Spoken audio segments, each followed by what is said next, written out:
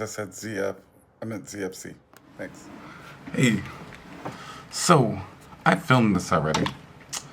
Got the footage back to my computer and realized that when you shoot in 4K on the Canon RP, it doesn't always focus very well, and it's loud. So I didn't want the focus motor just making sounds and, doing its thing. So, I know, Cat, I know. So anyway, I wanted to talk to you about the things I love and I hate about the Nikon ZF. So, let's first talk about the things that I don't like about the Nikon ZF. So number one, what I don't like about this Nikon ZF, we'll start with the small things. See this? There's a shutter release here, or ZFC, this is a ZFC, I'm sorry. On the Nikon ZF, there is a thread here so you can put in a button. This does not have that. I do not like that. I hate it. I also, it makes it a little bit more retro. I mean, I got a retro camera here that you can see. And this is a Canon AE1. There's a thread there. You can put a button in it. Excuse me, cat.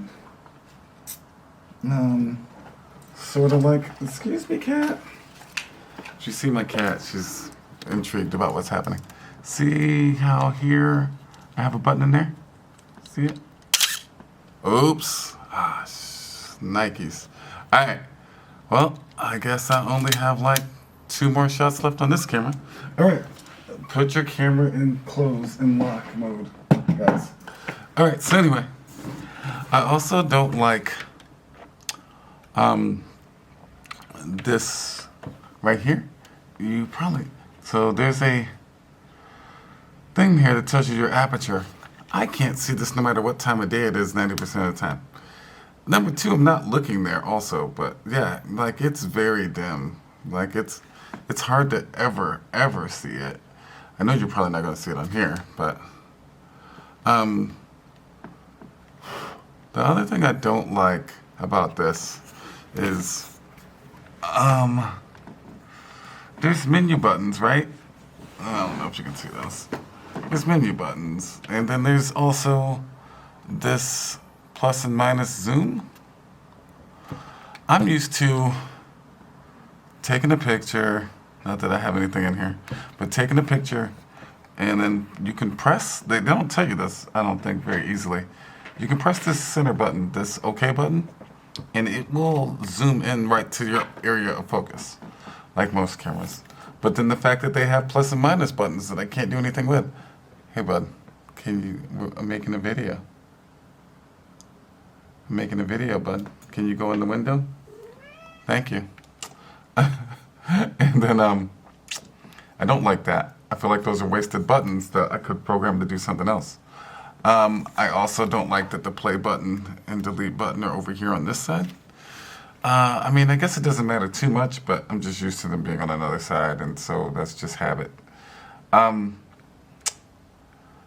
Is there anything else I don't like about this camera? That I think that it feels a little plasticky compared to the ZF. This battery, this is the EL25. This battery is not as good as the other one, and I feel like they could have fit the other one in here. I also feel like there's a memory card slot here. I'm okay with it having only one, but now that I know the ZF could fit a micro SD in there, I kind of want that in there, and so, I mean, it is what it is. I don't think there's really much else that I don't like about this camera, to be honest. It is very, very... Oh, there's one thing. And so, see, I'm on 100 right now. If I were to spin this, I can't spin it, first of all, without pushing this lock. And you got to hold it down to press it. It only really lets you go to 100, and then so you can't round robin this. So I can go all the way back up. Now I'm at H2 and H1. Don't like that. It should be like the Nikon ZFs and have the C on there so I can control the ISO with the wheel or turn it into auto ISO. And there's not a good way to do auto ISO without making one of your buttons do that. So like I have a button set here. So I've set my record button to take me to my menu because that's as close as you can get to it. And it will take me to this ISO sensitivity screen. And I still have to turn it on or off. So like I can't just, it's not just like a one and done kind of thing. So yeah, I don't like that. The things I do like, the style. I love the dials at the top because, you know, I'm like a Fuji boy most of the time. And I like the dials at the top. I don't necessarily like that this is APS-C, but I didn't like the ZF because it was too heavy, so there's that. And so this is the compromise, basically. It doesn't have any grip, but I almost don't care because it's sort of like how my film cameras are. So, my film cameras have a grip, but you can take them off. So, this here, this is a AE1 program. This has a grip that you put on. It's not much of a grip. You know, you see that? Like, that doesn't do a lot, but it's enough for you to get, like, something there. And so I don't mind it, and I also don't like it. So we are in a weird camp with that. So that's more like a maybe thing. This feels like plastic and not leather. From what I've been told, it is some kind of leatherette, but the dimples are so close, and the texture isn't raised enough for it to feel like it does anything. But I like the look of it. I love the viewfinder. It's probably not the best viewfinder I've ever used, but it's probably pretty good. You probably can't see in there anyway. But, you know, see, it's a very, very good viewfinder. It's very bright. Nikon makes a lot of bright viewfinders. I like the display. Look at that. That's a little close-up of my face, but, you know, hey, it works though, right? It works. It is very bright also. I like that it flips out. You know, do all that kind of stuff. I like that you can charge with USB-C. That's most cameras nowadays. There is a lock button here for playback, so you can just lock the picture. I changed it to rating, and I just rate my stuff 1 or whatever, and that way whenever I go plug my stuff in, I can look and see. Shout out to Jason Bong for teaching me that. He didn't teach it to me in person, it's just his YouTube videos, so you never know who you can help on YouTube, right? But yeah, I rate all my pictures 1, and then so when I go in the Lightroom, whatever's not a 1 doesn't get picked, and then from there, when I go to edit, I rate everything a 2 that I feel like looks really good after the edit.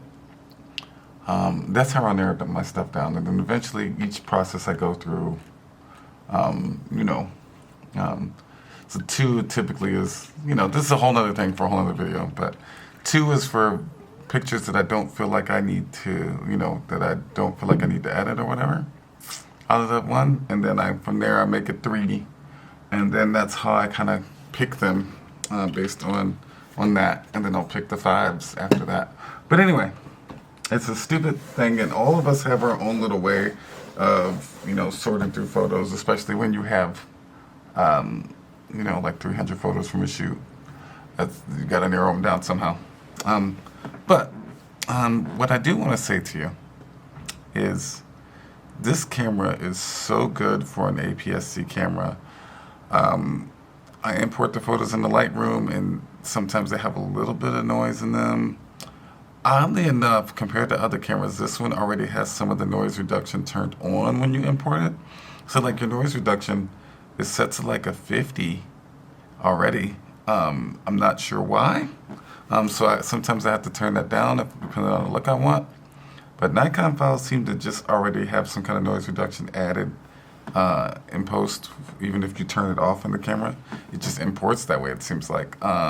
Neither good nor bad, but I kind of like it because it means that, the files look cleaner already. And so you might not discard that photo because you think that it already looks pretty clean. And so I think that's pretty cool. The other thing I like about this camera is that the lenses I can buy, because this is a Viltrox lens, 50 millimeter f2. They have third-party support, and Nikon has a nice amount of lenses, whether they be APS-C or full frame. They have a nice amount of lenses. Canon has nice lenses, but they're expensive. They're just more expensive. Even their cheap ones are more expensive than these, and more expensive than most Nikon starter ones or whatever. And I don't like that. So I like that Nikon gives me that option.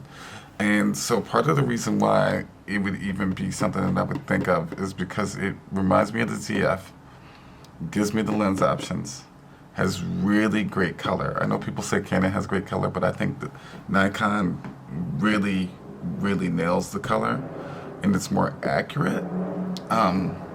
Oddly enough, I think Sony's newer colors are more accurate also, and people just still don't like them. But Canon does really good for faces, for portraits.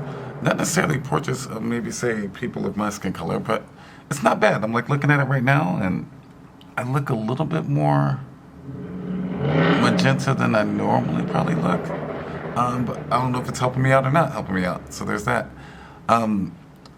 This also has a little bit better recording capability than the RP that I'm using.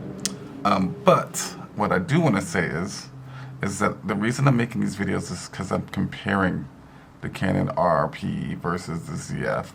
And I know that's a weird comparison, but I went to the RP because I wanted another full-frame camera, but I didn't want to spend a lot of money on it. And then I bought some lenses, but I returned the lens on Amazon, and long story short, they wouldn't give me the money back on my card, just a credit, so that credit was enough to get this camera and lens, which is a very, very, very, very, very, very good combo for someone starting out, that wants to do portraits. Very good. I don't care what anybody says. I know everybody keeps saying you need to get full frame everything, full frame everything. This is full frame, right? I'm posting a Nikon video later, I believe, and you'll see. But I don't think that, it just really depends on what you want to do with it. But the RP is old enough to where these colors actually look better on a Canon R8. If I had my choice, I'd have a Canon R8, and I would probably, and I can have a Canon R8. I have owned a Canon R8.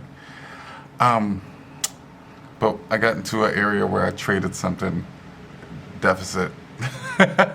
And then, just trying to get back to a decent camera all around, all day, every day. And I think both of these do that. But I think the ZF-C is slept on a lot because people talked a lot of shit about it when it came out. And I don't really think that's the case. Whatever they were talking about it, I don't think it's the case. I haven't taken a shot on here that I have thought looks horrible in any lighting condition. I've tried it in low light. I've tried it bright sun. Matter of fact, one of the recent pictures I took with it, people loved it on Instagram and Facebook and everything. And I didn't even personally love it until they started liking it. But I posted it because someone said I should because they loved it. So this camera is definitely capable. Don't think that it's not. But yeah, I can't think of a lot of things that I hate about it. I know that people hate the fact that there's no grip, but it's supposed to look like an old camera. They didn't have them. Get over it. Get over it. Battery life is not that great, but it's still better than the RP. I get probably like 400 shots out of this. Get another battery, dude. Just get another battery. I think it also lets you use USB-C power adapters and stuff like that, so you can probably plug in the battery pack to it and keep going. I haven't tried that. But I'm so close to just picking this over the RP. So close. I don't care if it's not full frame. So close. because it just makes me feel the way I want to feel. Similar to like how Fuji cameras make me feel how I want to feel when I want to shoot. I don't care about the not having two card slots. I mean, I do wish that it did, but I don't care. Like, it's not going to make me not want to shoot it. That's it, man. If you got questions about it, let me know. But I guess maybe we'll find out what I pick later. All right? Bye.